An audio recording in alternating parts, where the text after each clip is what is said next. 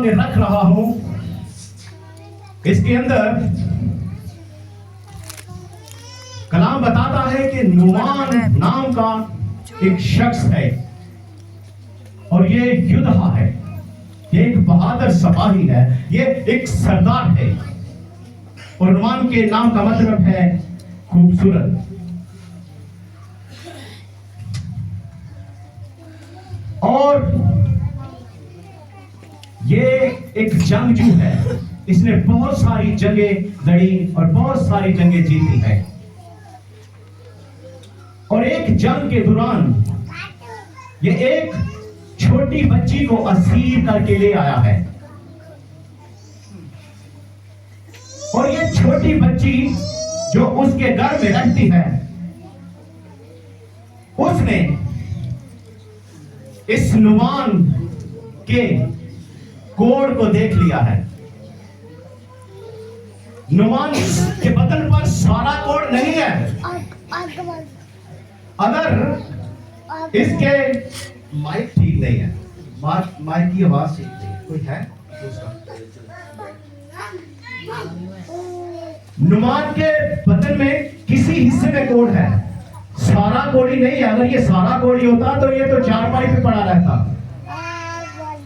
अब उस लड़की जो इनके घर में रहती है, छोटी बच्ची ने उस बदन के कोड को देख लिया और कहा है कि अगर हमारा आका हमारे मुल्क में होता तो हमारे मुल्क में एक मर्दे खुदा है, एक नबी है, वहां से इसको शिफा मिल जाती। अब ये बात जब नुमान को पता चली तो उसने अपने जो उसके ऊपर वाले उम्मीदवार हैं उनसे कहा है कि मैं इस्राइल के अंदर जाना चाहता हूं, वहां पर मेरी शिफा मुझे मिल जाएगी।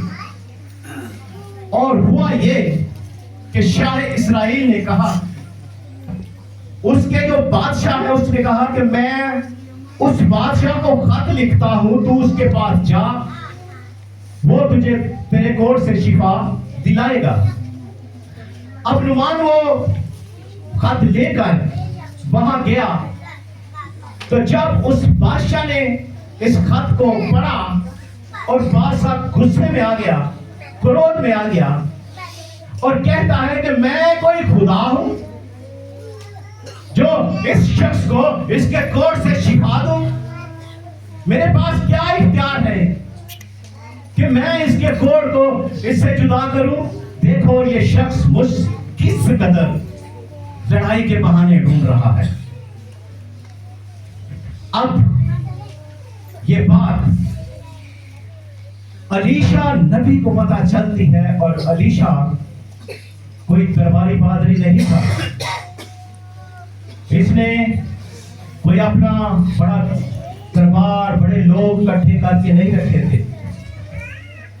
इसने हिस्ट्री बताती है कि शहर के बाहर एक झोपड़ी लगा रखी थी और वहीं पर खुदा की इबादत करता था। जब ये बात अलीशा नबी को पहुंची तो उसने कहा, ऐ बादशाह, तू क्यों नाराज होता है? तू क्यों अपने कपड़े फाड़ता है? तू क्यों लाल पीला होता है?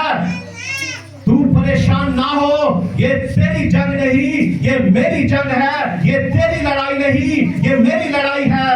इसे मेरे पास आने दे, इसे मेरे पास आने दे।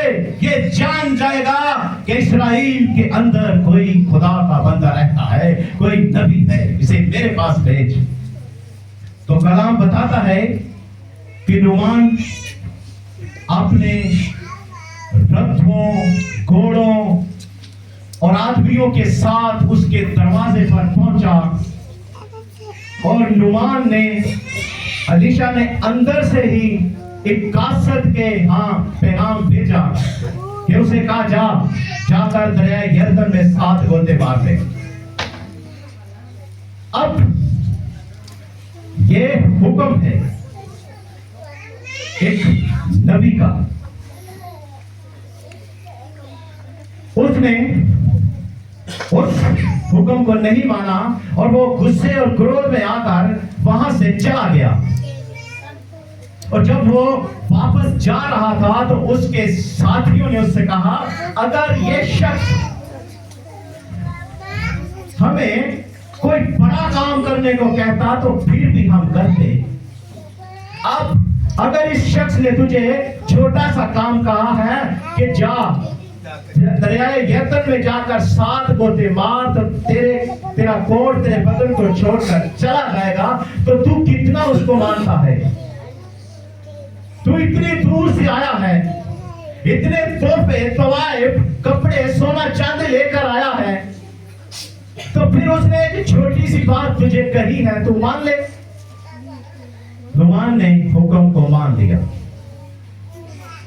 और कलाम बताता है कि नुमान ने 7 गोते मारे और उसका कोट उसके बदन को छोड़कर चला गया। हालेलुया। अब हुआ क्या है? शॉर्टकट में जाते हैं। अब हुआ क्या? वो तंदुरुस्त हो गया और वो चाहता तो वो सोना चांदी लेकर अपने मुल्क की तरफ चला जाता। शिफा तो मिल गई थी, मौजा तो वो ले गया था, कोट तो दूर हो गया, मगर उसने ये नहीं किया। आज हम भी शिफा लेते हैं, मौजा लेते हैं और चले जाते हैं। गवाही देना भी मुनासिब नहीं समझते। नुमान ने गवाही देना भी मुनासिब समझा और जो रुपया पैसा लेकर आया था वो भी समझा कि मैं इस खादम के पास लेकर जाऊं। और नुमान कलाम बताता है कि उसके पास वापस आया, वो लौटा और आकर अलीशा से कहता है, अब मैं जान गया कि इस्राएल को छोड़ रूहे जमीन पर कोई खुदा नहीं, तेरा खुदा जिंदा खुदा है। अब तेरे खुदा के आगे मैं सजदे करूंगा। मैं जान गया कि तेरा खुदा है और अब मैं तेरी मिन्नत करता हूं, ये जो सोना चांदी हीरे जवाहरात में तेरे लिए लेकर आया हूं, इसे रख ले। मगर अलीशा ने इनकार कर दिया।